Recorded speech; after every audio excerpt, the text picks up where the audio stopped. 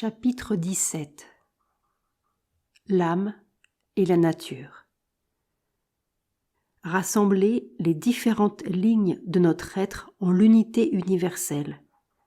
Tel est le résultat de la connaissance intégrale dans son ensemble.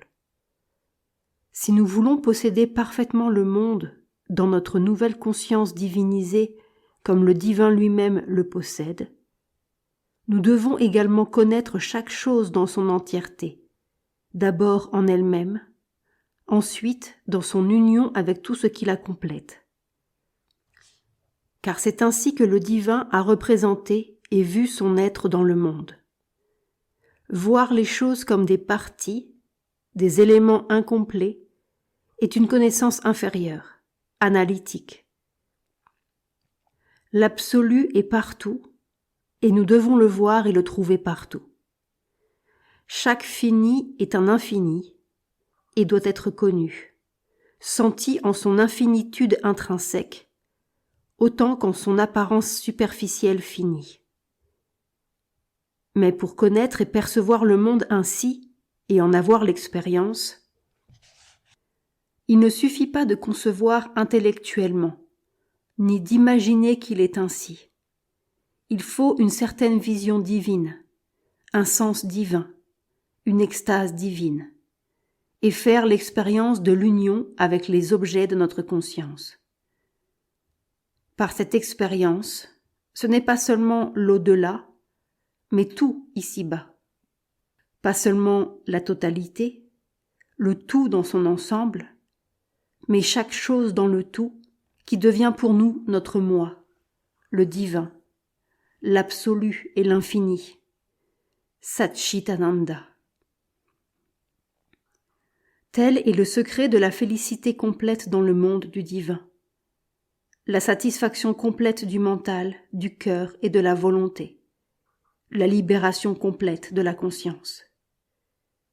C'est l'expérience suprême à laquelle l'art et la poésie s'efforcent plus ou moins obscurément d'atteindre, ainsi que toutes les entreprises variées de nos connaissances subjectives et objectives, tous nos désirs et nos efforts pour posséder les objets et en avoir la jouissance.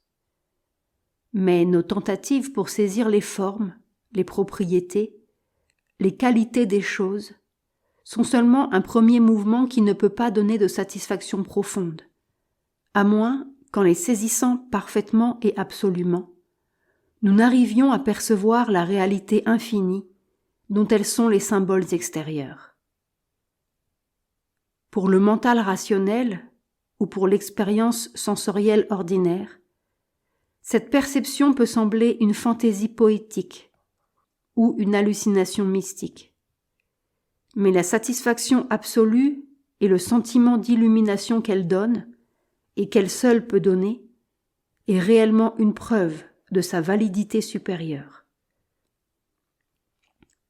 Nous saisissons ainsi un rayon de la conscience supérieure et du sens divin en lequel, finalement, notre être subjectif sera transfiguré, si seulement nous y consentons. Or, ceci vaut pour tous les principes suprêmes de l'être divin, nous l'avons vu. Généralement, notre discernement mental nous assure que seul ce qui est au-delà de toute manifestation est absolu. Seul l'esprit sans forme est infini. Seul le moi hors du temps, hors de l'espace, immuable, immobile, en repos, est absolument réel. Si nous suivons cette conception, et si c'est elle qui dirige notre quête, c'est à cette expérience subjective que nous aboutirons. Tout le reste nous paraîtra faux, ou seulement d'une vérité relative. Mais si nous partons d'une conception plus vaste, nous arriverons à une vérité plus complète et à une expérience plus large. Nous percevrons que l'immuabilité de l'existence hors du temps et de l'espace est un absolu et un infini, mais que la force consciente et la félicité active de l'être divin, possesseur bienheureux de la coulée de ses pouvoirs, de ses attributs et de ses créations, est aussi un absolu et un infini, que c'est en vérité le même absolu, le même infini, au point que nous pourrons jouir simultanément, également, de la tranquillité et de la paix divine hors du temps, autant que de la joie de l'activité divine dans le temps, librement, infiniment, sans chuter à nouveau dans l'agitation et la souffrance, et y être assujettis. Et nous pourrons avoir la même expérience pour tous les principes d'activité qui, en l'immuable, sont concentrés en eux-mêmes, et en un sens, retirés et cachés, et qui, dans le cosmique, sont exprimés et réalisent leurs capacités et leurs attributs infinis. Le premier de ces principes, par ordre d'importance, est celui de la dualité, qui se résout en une unité, du Purusha et de la Prakriti. Déjà, nous avons eu l'occasion d'en parler dans le yoga des œuvres, mais elle est également importante pour le yoga de la connaissance. C'est dans les anciennes philosophies de l'Inde que cette division a été le plus clairement formulée. Elle repose sur le fait éternel d'une dualité pratique dans l'unité, dualité sur laquelle est fondée la manifestation cosmique. Différents noms lui ont été donnés suivant nos conceptions de l'univers. Les Védantins parlent du moi et de Maya, donnant au moi, suivant leur prédilection, le sens d'immuable, et à Maya, celui de pouvoir, par lequel le moi s'impose à lui-même l'illusion cosmique. Ou bien encore, ils considèrent le moi comme l'être divin, et Maya comme la nature de l'être conscient et la force consciente, par laquelle le divin s'incarne dans les formes d'âme et les formes sensibles. D'autres parlent d'Ishvara et de Shakti, le Seigneur et sa force, son pouvoir cosmique. La philosophie analytique des Samkhya affirmait leur éternelle dualité sans aucune possibilité d'unité, admettant seulement les relations d'union et de séparation par lesquelles l'activité cosmique de Prakriti commence, continue ou cesse pour le Purusha. Car le Purusha est une existence consciente inactive. Il est l'âme, semblable à elle-même et immuable à jamais. Tandis que Prakriti est la force active de la nature qui, par son mouvement, crée et entretient le phénomène cosmique et par sa chute dans le repos, le dissout. Si nous laissons de côté ces distinctions philosophiques, nous arrivons à l'expérience psychologique originelle d'où tout dérive en fait, à savoir qu'il y a deux éléments dans l'existence des êtres vivants, ou en tout cas des humains, sinon du cosmos tout entier. Un être double, la nature, et l'âme. Cette dualité est évidente. Sans la moindre philosophie, par la simple force de l'expérience, il nous est donné à tous de la percevoir, encore que nous ne prenions pas toujours la peine de la définir. Même le matérialisme le plus outrancier, qui nie l'âme ou la réduit à un produit plus ou moins illusoire des phénomènes naturels, agissant sur cet autre phénomène mal expliqué qu'est le cerveau physique, ce que nous appelons conscience ou mental, mais qui n'est rien de plus en réalité qu'un ensemble complexe de spasmes nerveux, ne peut pas se débarrasser du fait pratique de cette dualité. Peu importe comment elle est née, le fait est évident, et non seulement évident. Il détermine toute notre existence. C'est l'unique fait réellement important pour nous. Être humain doté d'une volonté, d'une intelligence et d'une existence subjective qui crée tout notre bonheur et toute notre misère. Tout le problème de la vie se réduit à cette unique question. que devons-nous faire de cette âme et de cette nature qui sont là, face à face, ces deux visages de notre existence? Une nature dont l'activité personnelle et cosmique essaye de s'imposer à l'âme et de la posséder, la diriger, la déterminer. Et une âme qui, mystérieusement, sent qu'elle possède une liberté, un pouvoir sur elle-même, qu'elle est responsable de ce qu'elle est et de ce qu'elle fait, et qui, par conséquent, cherche à s'emparer de la nature, la sienne et celle du monde, et de la diriger, la posséder et d'en jouir, ou même peut-être de la rejeter et de s'en échapper. Pour répondre à cette question, il faut savoir ce que l'âme peut faire, ce qu'elle peut faire d'elle-même, mais aussi ce qu'elle peut faire de la nature et du monde. Toutes les philosophies, les religions, la science humaine ne font rien d'autre, finalement, que tenter de réunir les données correctes qui permettront de répondre à la question et de résoudre au mieux de notre connaissance le problème de notre existence. L'espoir d'échapper complètement à notre suggestion actuelle et aux conflits qui affligent notre nature inférieure et notre existence troublée commence à poindre quand nous percevons ce que les religions et les philosophies affirment, mais que la pensée moderne s'efforce de nier, à savoir que l'existence de notre âme possède une double position. L'une inférieure, troublée et soumise, l'autre supérieure, suprême, non troublée et souveraine. L'une vibrante dans le mental, l'autre tranquille en l'esprit. L'espoir, non seulement d'échapper, mais de trouver une solution entièrement satisfaisante et victorieuse, commence à poindre, quand nous percevons ce que certaines religions et certaines philosophies affirment, mais que d'autres semblent nier, à savoir qu'en l'unité jumelle de l'âme et de la nature, il existe aussi un état inférieur, l'être humain ordinaire, et un état supérieur et divin. Car c'est seulement dans le divin que les conditions de la dualité se trouvent inversées, et que l'âme devient ce qu'elle s'efforce d'être à présent, ce à quoi elle aspire seulement.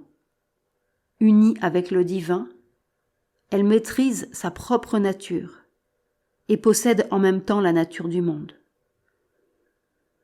Suivant ce que nous penserons de ces possibilités, nous chercherons à atteindre telle ou telle solution.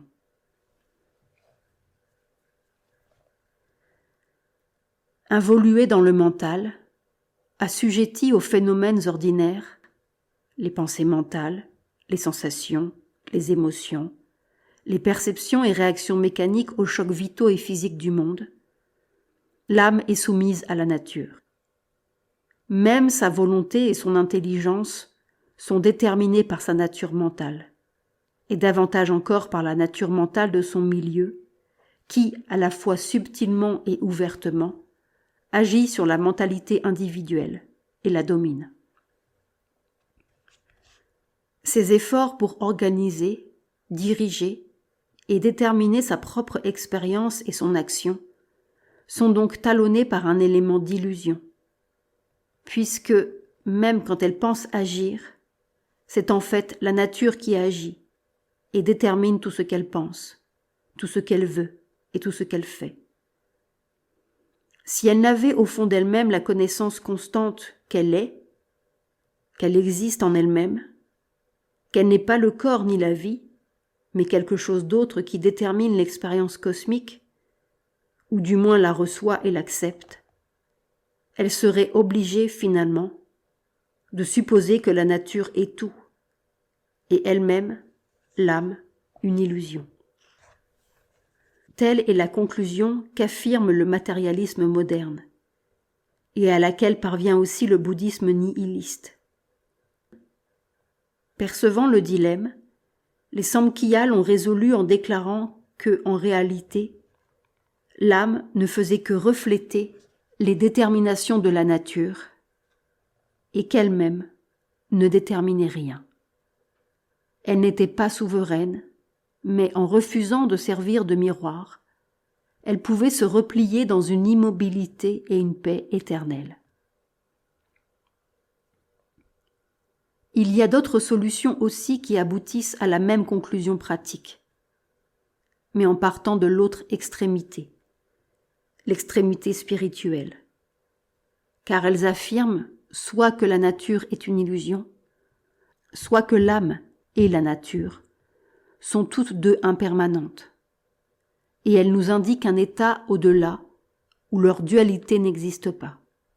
Ou bien elles cessent d'exister, disparaissant toutes deux en quelque chose de permanent ou d'ineffable, ou bien toute discordance cesse, puisque tout principe actif se trouve entièrement exclu. Bien qu'elle ne satisfasse pas le grand espoir de l'humanité, ni son impulsion, ni son aspiration profonde, ces solutions sont valables dans leurs limites, car elles arrivent à un absolu en soi, ou à l'absolu particulier de l'âme, bien qu'elles rejettent les innombrables et bienheureuses infinitudes de l'absolu qu'apporte au chercheur éternel en l'homme une vraie possession de la nature par l'âme dans une existence divine. Élevée en l'esprit, l'âme n'est plus soumise à la nature. Elle transcende cette activité mentale. Elle peut le faire en se détachant et en restant à l'écart, Udassina, établie dans cette transcendance et indifférente, où elle peut être séduite par la paix et la béatitude absorbante de son expérience spirituelle, non différenciée et concentrée, et s'y perdre.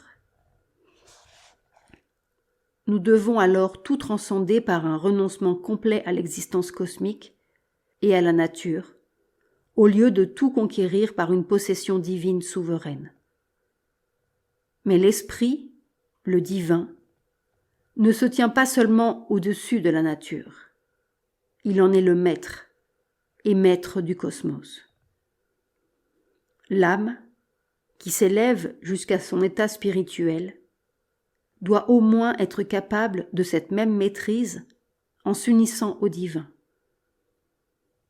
Elle doit être capable de gouverner sa propre nature, non seulement dans le calme ou en la forçant au repos, mais souverainement en dirigeant son jeu et ses activités.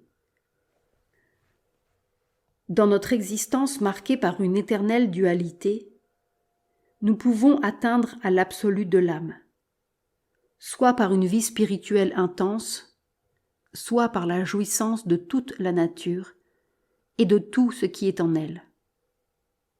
Nous devrions trouver notre heureuse plénitude dans l'union de ces hautes aspirations et d'une pleine conscience de Dieu et d'elle-même et du monde.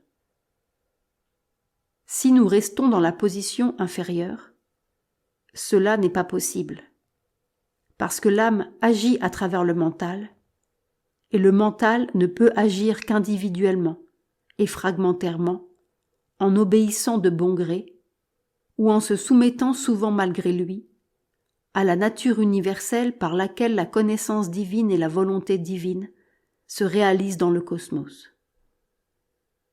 Mais l'esprit, lui, possède la connaissance et la volonté, puisqu'il en est la source et la cause, non le sujet.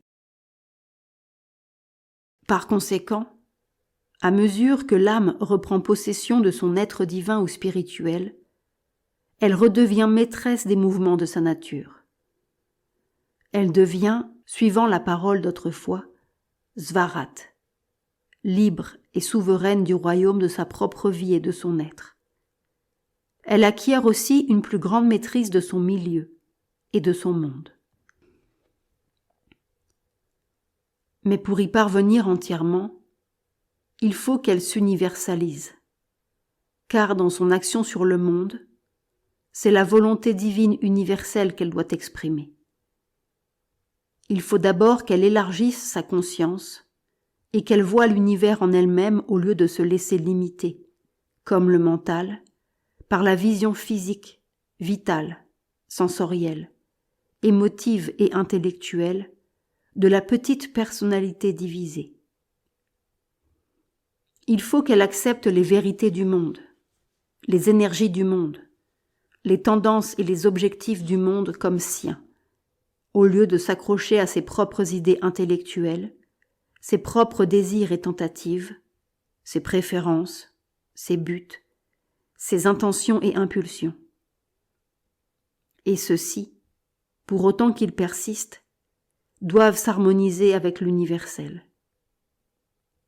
Il faut donc qu'elle soumette sa connaissance et sa volonté à leur source, à la connaissance et à la volonté divine, et qu'elle arrive ainsi, par la soumission, à l'immersion, perdant sa lumière personnelle en la lumière divine et son initiative personnelle en l'initiative divine.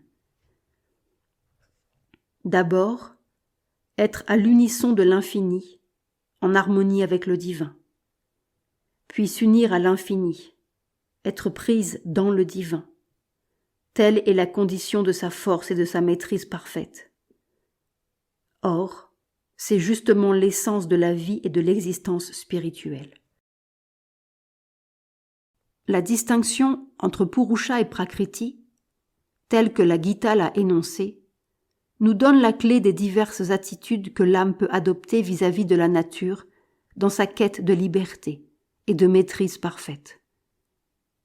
Purusha, dit la Gita, est le témoin, le soutien, la source de la sanction, le Seigneur, celui qui connaît et qui jouit des choses. Prakriti exécute. Elle est le principe actif et son mouvement doit correspondre à l'attitude du Purusha. L'âme, si elle le veut, peut choisir la position de pur témoin, Sakshi. Elle peut regarder l'action de la nature en se tenant à l'écart. Elle observe, mais elle-même ne participe pas. Nous avons vu l'importance de cette capacité quiétiste. C'est la base du mouvement de retrait qui nous permet de dire de toute chose, du corps, de la vie, de l'action mentale, des pensées, des sensations, des émotions. Tout ceci est l'œuvre de Prakriti dans la vie, dans le mental et dans le corps. Ce n'est pas moi, et ce n'est même pas à moi. Ainsi, nous arrivons à séparer l'âme de ses activités et à les immobiliser. C'est donc une attitude de renoncement, ou du moins de non-participation, qui peut être tamasique et s'accompagner d'une endurance résignée et inerte à l'action naturelle, pour autant qu'elle dure, ou rajasique et s'accompagner d'un dégoût, d'une aversion et d'une répugnance à l'action, ou sattvique, avec une lumineuse intelligence de la position séparée de l'âme, et avec la joie et la paix de l'isolement et du repos.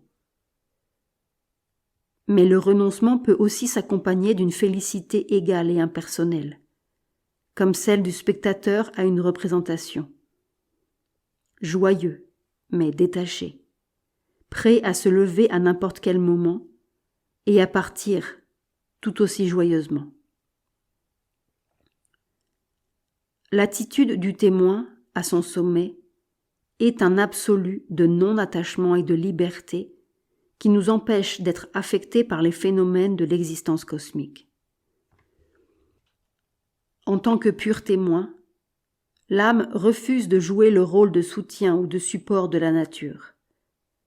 Le soutien, Bharta et autres. Dieu, force ou Maya. Ce n'est pas l'âme qui consent seulement à réfléchir l'action naturelle en sa conscience observatrice, sans prendre la responsabilité de l'entretenir, ni de la poursuivre. Elle ne dit pas « tout ceci est en moi et entretenu par moi, une activité de mon être ». Mais tout au plus, ceci m'est imposé et, en réalité, est en dehors de moi. Mais à moins qu'il n'existe une dualité réelle et évidente dans l'existence, il n'est pas possible que ce soit là toute la vérité. L'âme est aussi le support. Elle soutient en son être l'énergie qui déploie le spectacle du cosmos et dirige les énergies cosmiques. Quand le Purusha accepte ce rôle, il peut continuer à le faire passivement et sans attachement, sentant qu'il apporte l'énergie et non qu'il la dirige ou la détermine. La direction vient d'ailleurs, de Dieu, de la force ou de la nature même de Maya. L'âme donne seulement son soutien, avec indifférence, aussi longtemps qu'elle le doit, aussi longtemps que la force de son assentiment et son intérêt, son dynamisme, persiste et refuse de se laisser épuiser. Mais si nous acceptons pleinement d'être ce soutien, nous faisons un grand pas vers l'identification avec le Brahman actif et avec la joie de son être cosmique, car le Purusha est devenu celui qui donne activement son accord. L'attitude du témoin suppose également un certain assentiment, mais celui-ci demeure passif, inerte, et n'a rien d'absolu. Mais si le témoin consent entièrement à ce rôle de soutien, l'accord devient actif, même si l'âme se contente de réfléchir, soutenir, et donc entretenir l'action de toutes les énergies de Prakriti. Elle peut refuser de déterminer, de choisir, croyant que c'est Dieu ou la force elle-même, ou quelque volonté connaissance, qui choisit et détermine. L'âme est alors simplement un témoin et un soutien. Et dans cette mesure, c'est elle qui donne son consentement, Anumanta. Mais elle ne possède ni ne dirige la connaissance et la volonté, Jnata, Ishvara. Puis il y a l'assentiment général qui prend la forme d'un soutien actif à tout ce qui est déterminé par Dieu ou par la volonté universelle. Mais il n'y a aucune détermination active. Cependant, si l'âme prend l'habitude de choisir et de rejeter ce qui s'offre à elle, elle joue ce rôle déterminant. L'accord, de relativement passif, devient entièrement actif, et il est en voie de devenir un contrôle dynamique. C'est ce qui se produit quand l'âme, quand le Purusha accepte d'être celui qui sait, qui gouverne et jouit de la nature. Ainsi, l'âme peut connaître la force qui agit et détermine, et elle perçoit les valeurs de l'être qui se réalisent dans le cosmos.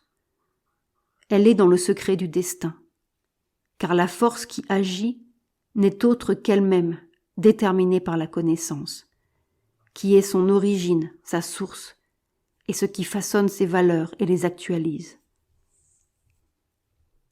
Par conséquent, à mesure que l'âme redevient le connaissant, elle acquiert en même temps le pouvoir de contrôler l'action, que ce soit par la force spirituelle seule ou par cette force exprimée dans les activités mentales et physiques. Il se peut que, dans sa vie, notre âme ait la connaissance et la compréhension spirituelle parfaite, non seulement de toutes nos activités intérieures, mais de tout le déroulement des choses, des événements, des activités humaines, animales, naturelles autour de nous, comme dans la vision cosmique des Rishis. Cela ne sera pas forcément accompagné par la projection active d'un pouvoir d'action dans le monde, encore qu'il soit rarement tout à fait absent. Le Rishi, en effet, n'a pas perdu tout intérêt pour le monde ou pour ses semblables. Il s'unit à eux par des liens de sympathie ou en considérant toutes les créatures comme lui-même en chaque mental et chaque corps de cette multitude. On raconte que les anachorètes eux-mêmes, qui vivaient jadis dans les forêts, se souciaient constamment du bien-être de tous les êtres vivants. Cela n'est possible que par une réalisation spirituelle, non par un effort, car tout effort restreint notre liberté, mais par une influence ou une maîtrise spirituelle sur l'esprit des gens et les processus de la nature, qui reflètent l'immanence et la maîtrise divine effective. Or, cela n'est possible que si l'âme en a la jouissance active, si elle est bhakta. Dans l'être inférieur, la jouissance est de deux sortes, positive et négative, ce qui se traduit dans l'énergie des sensations, par la joie et la souffrance. Mais dans l'être supérieur, c'est une jouissance active et égale en toutes choses. C'est la jouissance de la félicité divine dans sa propre manifestation. Cette jouissance elle-même peut se limiter à un délice spirituel silencieux, ou bien à une joie divine intégrale qui possède toutes choses autour de nous et toutes les activités de toutes les parties de notre être. Il n'y a pas de perte de liberté, pas de chute dans un état d'attachement ignorant. L'homme libre en son âme a conscience que le divin est le seigneur de l'action de la nature, que Maya est sa connaissance volonté qui détermine et accomplit tout, que la force est l'aspect de volonté de cette double puissance divine et que la connaissance y est toujours présente et toujours active. Il a conscience que lui-même aussi, même individuellement, est un centre de l'existence divine, une parcelle du Seigneur, ainsi qu'il est dit dans la Gita, qui dirige l'action de la nature en proportion de ce qu'il voit, soutient, sanctionne, possède, connaît, et par le pouvoir déterminant de la connaissance, dirige. Et lorsqu'il s'universalise, sa connaissance reflète encore la seule connaissance divine. Sa volonté accomplit seulement la volonté divine. Il jouit seulement de la félicité divine et non de quelque ignorante satisfaction personnelle. Ainsi, le Purusha garde sa liberté dans la possession et son renoncement à la personnalité limitée au milieu même de cette représentation de la jouissance et de la félicité de l'existence cosmique. Dans cet état d'équilibre supérieur, il vit pleinement les vraies relations de l'âme et de la nature. Purusha et Prakriti, en leur union comme en leur dualité, émanent de l'être de Satchitananda. L'existence consciente de soi est la nature essentielle de l'être, c'est-à-dire Sat ou Purusha. Prakriti est le pouvoir d'existence consciente de soi, retiré en lui-même, ou agissant dans les œuvres de sa conscience et de sa force. Chit et tapas, de sa connaissance et de sa volonté. Chit et sa shakti. La félicité d'être, Ananda, est la vérité éternelle de l'union de cet être conscient et de sa force consciente, qu'il reste absorbé en lui-même ou se déploie dans l'inséparable dualité de ces deux aspects. Il déploie les mondes en tant que Prakriti et les voit en tant que Purusha. Agit en eux et soutient l'action. Exécute les œuvres et donne l'accord sans lequel la force de la nature ne pourrait agir. Accomplit et guide la connaissance et la volonté. Connaît et dirige les déterminations de la connaissance force et de la volonté force. Dispense la joie et la goutte. Tout est le jeu de l'âme qui possède, observe, connaît, gouverne la nature et de la nature qui exprime l'être, exécute la volonté, satisfait la connaissance de soi, sert la joie d'être de l'âme. Ainsi se révèle, fondée sur la nature même de l'être, la relation suprême et universelle de Prakriti et de Purusha. Imparfaite, pervertie ou inversée, elle prend la forme du monde tel que nous le voyons. Parfaite, elle apporte la joie absolue de l'âme en elle-même, et sur cette base, la joie absolue de l'âme dans la nature, qui constitue l'accomplissement divin de l'existence dans le monde.